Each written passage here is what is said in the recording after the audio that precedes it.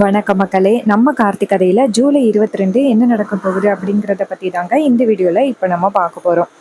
வீடியோவுக்கு மறக்காம நீங்க லைக் பண்ணிக்கோங்க.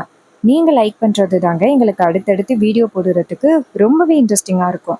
ஸோ மறக்காம லைக் பண்ணிட்டு இந்த வீடியோவை நீங்க தொடர்ந்து பாருங்க. என்ன நடக்குது அப்படின்னு பார்த்துக்கிட்டிங்கன்னா, ஃபர்ஸ்ட் நம்ம ஹீரோ இருக்காருல்ல, அவரு ஈஸ்வரி சொன்ன விஷயத்தை ஏத்துக்கிட்டாரு. சரி, நீங்க சொல்ற மாதிரியே கோவில் கும்பாபிஷேகத்துக்கு நீங்க வாங்க, உங்களுக்கு கைமாறா நான் ரேவதியை கல்யாணம் பண்ணிக்க மாட்டேன்னு வந்து சொல்லிடுறேன்னு சொல்லிட்டு ஹீரோவும் ஈஸ்வரி சொன்ன மாதிரியே அத்தனை பேருக்கு முன்னாடி வந்து சொல்லிட்டாரு.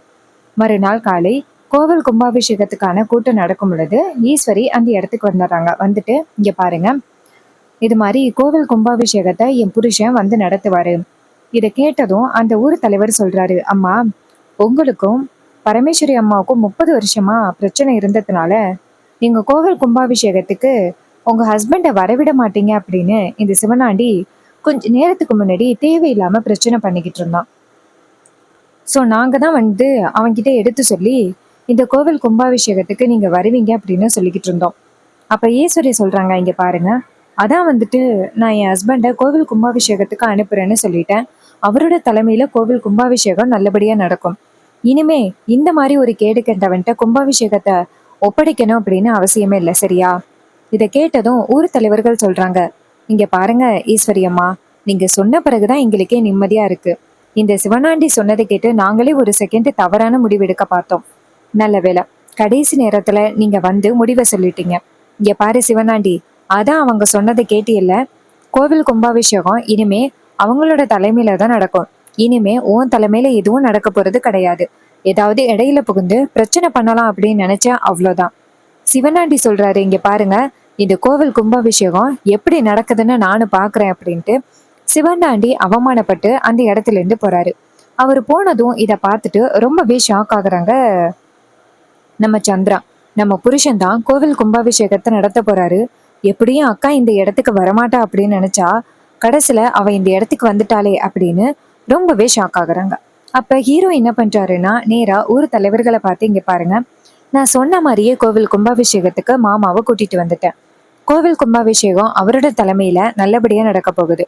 இதுல யாருக்காவது உங்களுக்கு பிரச்சனை இருக்கா அப்படின்னு கேட்க ஊர் தலைவர் சொல்றாரு, தம்பி, என்ன இப்படி சொல்றீங்க? நீங்க எப்போ உங்க மாமாவை கூட்டிட்டு வந்து கோவில் கும்பாபிஷேகத்தை நடத்துவேன் அப்படின்னு சொன்னீங்களோ அப்பவே வந்துட்டு எங்களுக்கு ரொம்பவே சந்தோஷமா இருந்துச்சு. சரி அப்படின்னு ஒத்துக்கிட்டோம். நீங்க எப்படியும் உங்க மாமாவை கூட்டிட்டு வந்து கோவில் கும்பாபிஷேகத்தை நடத்துவீங்க அப்படின்னு தெரியும். ஈஸ்வரி அம்மா, உங்களுக்கு தான் நாங்க நன்றி சொல்லணும். நீங்க தான் வந்துட்டு உங்க ஹஸ்பண்டை கூட்டிட்டு வந்திருக்கீங்க. ஈஸ்வரி சொல்றாங்க, இது எல்லாத்துக்கும் காரணம் என்னுடைய மாப்பிள்ளை தான் வந்துட்டு வர வச்சிருக்காரு அப்படின்னு. அப்போ ராஜாவும் மயிலும் இதை பார்த்துட்டு டவுட் படுறாங்க. என்னடா இது, அத்தை வந்துட்டு நம்ம சகலைய ரொம்பவே பெருமையா பேசிக்கிட்டு இருக்காங்களே, அப்படி அவங்க பெருமையா பேசுற ஆளே கிடையாதே, இதுக்கு பின்னாடி வேற ஏதோ ஒரு அழுத்தமான ஒரு காரணம் இருக்கு, அது என்னன்னு கண்டுபிடிக்கணும் அப்படின்னு. அப்ப ராஜா சொல்றாரு, மாப்பிள்ள, கண்டிப்பா இதுக்கு பின்னாடி மிகப்பெரிய ஒரு உண்மை இருக்கு. ஏதோ நமக்கு தெரியாம ஏதோ நடந்துகிட்டு இருக்கு. அத சகலை கிட்ட கேட்டாதான் சொல்லுவாரு. ஒரு பக்கம் ரேவதி என்னடான்னா கார்த்தியை கல்யாணம் பண்ணிக்க முடியாதுங்கிறா, இன்னொரு பக்கம் மாப்பிள்ளை இடனான்னா ரேவதியை கல்யாணம் பண்ணிக்க முடியாதுங்கிறாரு. ஆனா ரெண்டு பேருமே ஒருத்தர் ஒருத்தர் எந்த அளவுக்கு காதலிக்கிறாங்க அப்படின்னு நமக்கு தெரியும். ஆனா இவங்க ரெண்டு பேரும் இப்படி பேசுறத பார்த்தா லைட்டா நாடகம் மாதிரின்னு தெரியுது. எதுக்கும் சகலை கிட்ட நம்ம கேட்கணும் என்ன நடக்குது அப்படின்னு. இதை கேட்டதும் நம்ம மயில சொல்றாரு, ஆமா, உண்மையாவே அவர்கிட்ட கேட்கணும் என்ன நடந்துச்சு அப்படின்ட்டு. அப்புறமா சந்திரா வந்துட்டு இதையெல்லாம் பார்த்துட்டு டென்ஷன் ஆகி அவங்க அக்கா கிட்ட போயிட்டு, அக்கா, என்னக்கா நினைச்சுக்கிட்டு இருக்க? நீ பாட்டுக்கும் இஷ்டத்துக்கு அந்த டிரைவர் பயலுக்காக கோவில் கும்பாபிஷேகத்துக்கு வரேன் அப்படின்னு சொல்ற, என்னக்கா இதெல்லாம்? ஈஸ்வரி சொல்றாங்க, சந்திரா, இது எல்லாமே என்னுடைய மாஸ்டர் பிளான். ஸோ இது வந்து நீ என்கிட்ட எதுவும் கேட்காத. இதை கேட்டதும் சந்திரா ஷாக் ஆகுறாங்க. அக்கா, உன் மாஸ்டர் பிளான் என்ன அப்படின்னு என்கிட்டயாவது சொல்லுக்கா. அதுக்கு ஈஸ்வரி சொல்றாங்க, இல்ல சந்திரா, அந்த பிளானை பத்தி கண்டிப்பா என்னால இப்போதைக்கு சொல்ல முடியாது, நீ பொறுமையா இரு அப்படின்னு. இதை கேட்டதும் வில்லிக்கு ரொம்பவே ஷாக்கிங்கா இருக்கு. அதுக்கப்புறம் ஊர் தலைவர்கள் சொல்றாங்க, இன்னும் 3 நாளையில கோவில் கும்பாபிஷேகம் ரொம்ப நல்லபடியா விமர்சையா நடக்க போகுது.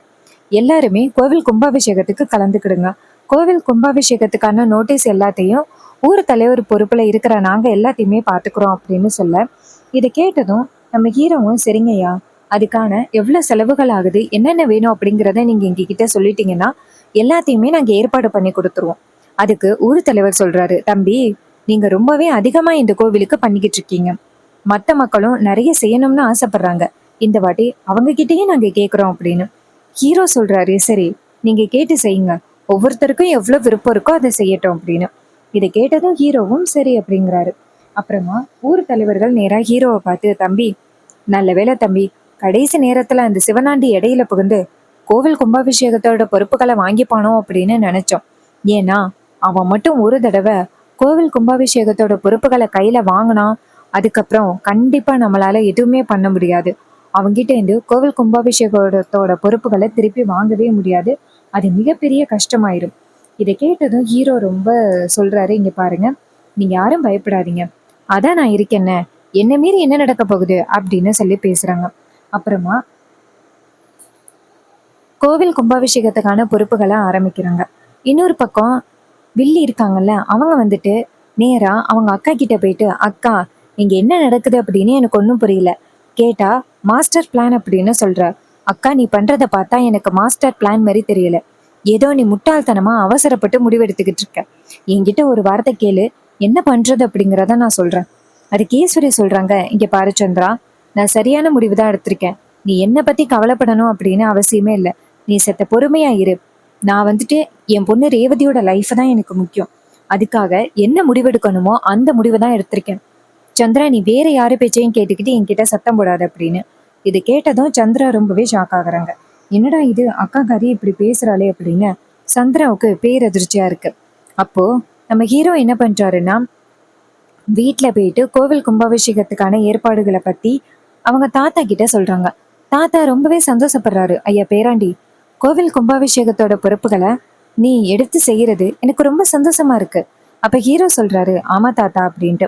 அப்புறமா இன்னொரு பக்கம் நம்ம வில்லன் இருக்காருல்ல, அவரு வில்லிய சந்திக்கிறாரு. வில்லன் கேக்குறாரு, என்ன சந்திரா, உன் அக்கா கூட சேர்ந்துக்கிட்டு எனக்கு நீ மிகப்பெரிய துரோகத்தை பண்ணிட்டியே. அதுக்கு சந்திரா சொல்றாங்க, இங்க பாருங்க, எனக்கு கடைசி வரைக்கும் அக்கா என்ன முடிவு பண்ணா அப்படிங்கிறது எனக்கு தெரியாது தெரியுமா. அவ என்ன சொன்னா அப்படின்னா, மாஸ்டர் பிளான் பண்ணியிருக்கேன் அப்படின்னு சொன்னான். நான் கூட கோவில் கும்பாபிஷேகத்துக்கான பொறுப்புகளை ஏத்துக்க மாட்டா அப்படின்னு நினைச்சேன். ஆனா கடைசி நேரத்துல அவ இப்படி ஒரு ட்விஸ்ட் பண்ணுவா அப்படின்னு நான் கொஞ்சம் கூட எதிர்பார்க்கவே இல்லை. அந்த டிரைவர் பைய என்ன பேசினான்னு தெரியல. அக்காவும் அந்த டிரைவர் பையலும் என்ன டீல் போட்டாங்கன்னு எனக்கு ஒன்றும் புரியல. அப்போ சிவனாடி சொல்றாரு, சந்திரா நீ கூட சொன்னியல்ல, காலையில அந்த டிரைவர் பைய வந்துட்டு ரேவதிய கல்யாணம் பண்ணிக்க முடியாது அப்படின்னு சொன்னான்னு. எனக்கு என்னமோ ஈஸ்வரி அந்த டீல் தான் பேசியிருப்பான்னு தோணுது. கோவில் கும்பாபிஷேகத்துக்கு நீ வா, நான் வரேன், ஆனா நீ ரேவதிய கல்யாணம் பண்ணிக்க முடியாதுன்னு சொல்லணும். இதை கேட்டுட்டு தான் அந்த ஹீரோ இப்படி பண்ணியிருக்கான். அதுக்கு சந்திரா சொல்றாங்க, ஆமாங்க, இந்த விஷயத்த நான் கொஞ்சம் கூட யோசிக்காம விட்டுட்டேனே. ஸோ கண்டிப்பா இதுதான் அவங்க ரெண்டு பேருக்குள்ள டீலா இருக்கும். இப்ப என்னங்க பண்றது? அதுக்கு சிவனாண்டி சொல்றாரு, சந்திரா அந்த கும்பாபிஷேகம் நடக்கவே கூடாது, அதுக்காக நம்ம ஏதாவது பண்ணியே ஆகணும். அதுக்கு சந்திரா சொல்றாங்க, சரிங்க, அதற்கான ஏற்பாடுகளை நம்ம பண்ணுவோம் அப்படின்னு. அப்புறமா கோவில் கும்பாபிஷேகத்துக்கான ஏற்பாடுகள் நடக்குது. 3ஆம் நாள் கும்பாபிஷேகம் நடக்க போகுது. அப்போ ரேவதி வந்துட்டு ஹீரோவை சந்திக்கிறாங்க. அப்ப ஹீரோ சொல்றாரு, சொல்லு ரேவதி அப்படின்னு. அப்ப ரேவதி சொல்றாங்க, இங்க பாருங்க, கோவில் கும்பாபிஷேகம் முடிஞ்சதோட நீங்க என்ன கல்யாணம் பண்ணிக்கிறதா சொன்னீங்களே, கல்யாணம் பண்ணிப்பீங்களா அப்படின்னு. அப்ப ஹீரோ சொல்றாரு, ரேவதி நான் உனக்கு கொடுத்த வாக்குலேருந்து கண்டிப்பா நான் மீறவே மாட்டேன். நான் கண்டிப்பா உன்னை கல்யாணம் பண்ணிக்கிறேன், அதுல எந்தவித மாற்றமும் இல்லை. அப்ப ரேவதி சொல்றாங்க, என்னங்க இப்பதான் எனக்கு நான் நம்பிக்கையாவும் சந்தோஷமாவும் இருக்கு. ஒருவேளை நீங்க அம்மாவுக்கு வாக்கு கொடுத்துட்டேன் அப்படிங்கிறதுக்காக நீங்க என்னை விட்டு பிரிஞ்சிருவீங்களோ அப்படின்னு நினைச்சு நான் ரொம்ப பயந்தேன்.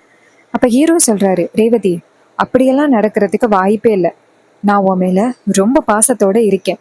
அத்தை இதுக்கு முன்னாடி எனக்கு எவ்வளவு வாக்கு கொடுத்துருக்காங்க, ஆனா இது வரைக்கும் அவங்க எதையுமே நிறைவேற்றினது கிடையாது. அப்படி இருக்கையில நான் எப்படி இதை மட்டும் நிறைவேற்றுவேன்? இங்க பாரு, நீ என் லைஃப்ல எனக்கு ரொம்ப முக்கியம். ஸோ கண்டிப்பா நான் உன்னை யாருக்கும் விட்டு கொடுக்க மாட்டேன். நான் தான் உன் கழுத்துல தாலி கட்டுவேன். கோவில் கும்பாபிஷேகம் முடிஞ்சதோட நம்ம ரெண்டு பேரும் ஒரு கோவிலுக்கு போயிட்டு கல்யாணம் பண்ணிக்கலாம், சரியா? இதை கேட்டதும் ரேவதி ரொம்பவே சந்தோஷப்படுறாங்க. என்னங்க நீங்க சொன்னதை கேட்டு எனக்கு ரொம்ப சந்தோஷமா இருக்கு அப்படின்ட்டு ரொம்பவே சந்தோஷப்படுறாங்க. அப்புறமா கும்பாபிஷேகம் நடக்க போகுது. கும்பாபிஷேகம் நடந்து முடிஞ்சதோட ஈஸ்வரி நேராக ஹீரோவை பார்த்து, நீ எனக்கு கொடுத்த வாக்கை நிறைவேற்றுறேன், அதே மாதிரி நானும் உனக்கு கொடுத்த வாக்கை நிறைவேற்றிட்டேன். ஸோ இதுக்கப்புறம் நீ என்கிட்ட எதுவுமே கேட்கக்கூடாது அப்படின்னு. இதை கேட்டதும் நம்ம ஹீரோ சொல்கிறாரு, சரிங்கிட்ட, இதுக்கப்புறம் நான் உங்ககிட்ட எந்த வகையிலையும் எதுவும் கேட்க மாட்டேன் அப்படின்னு. இதை கேட்டதும் ஈஸ்வரியும், சரி, இதுக்கப்புறம் உனக்கும் எனக்கும் இல்லை உறவு, அவ்வளோதான். இதுக்கப்புறம் நீ என்கிட்ட எதுவும் கேட்கக்கூடாது, என் பொண்ணை நெருங்கவும் கூடாது. அப்போ ஹீரோ சொல்கிறாரு, சரி, நான் கண்டிப்பாக வந்துட்டு ரேவதியை எந்த வகையிலையும் நெருங்க மாட்டேன் அப்படின்னு ஹீரோ வாக்கு கொடுக்குறாரு. இன்னொரு பக்கம் ஈஸ்வரி வந்துட்டு அந்த இடத்துலேருந்து போகிறாங்க. அப்புறமா நம்ம ஹீரோ வந்துட்டு நேராக கோவிலுக்கு போக, அப்போது ரேவதி அந்த இடத்துக்கு வராங்க. ஹீரோ நேராக ரேவதியை பார்த்ததும், வா ரேவதி, உனக்காக தான் காத்துக்கிட்டு இருந்தேன் அப்படின்னு. ரேவதி சொல்கிறாங்க, இங்கே பாருங்க, எங்கள் அம்மா இந்த கல்யாணத்துக்கு கண்டிப்பாக ஒத்துக்க மாட்டாங்க அப்படின்னு தெரியும். ஸோ அதனால தான் நான் இந்த இடத்துக்கு வந்துட்டேன். வாங்க நம்ம 2 பேரும் கல்யாணம் பண்ணிப்போம்.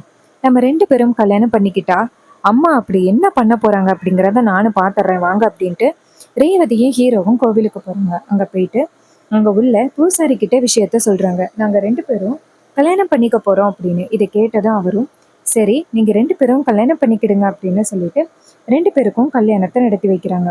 நம்ம ஹீரோவும் ஹீரோயினும் கல்யாணம் பண்ணிக்கிறாங்க. 2 பேரும் கல்யாணம் பண்ணத்தோட நேராக வீட்டுக்கு வராங்க.